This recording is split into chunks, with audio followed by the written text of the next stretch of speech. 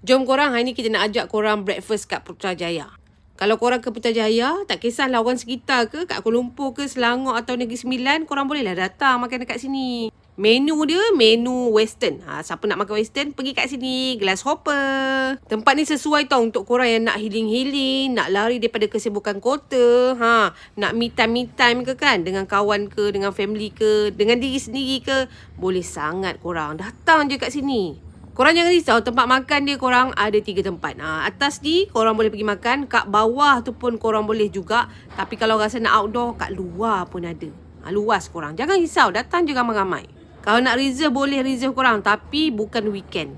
Weekdays boleh. Korang call je. Nanti dia akan bukan tempat duduk korang lah. Kalau korang nak buat birthday party ke kan, nak buat farewell party, memang sesuai tempat ni. Korang nak me time pun boleh sangat. Korang tengok dia punya air ni. Dia punya coffee memang marvelous lah. Aku peminat coffee kan. Ini aku punya makanan tau. Dalgona bowl. Memang sedap menu dia. Ini breakfast. Big breakfast.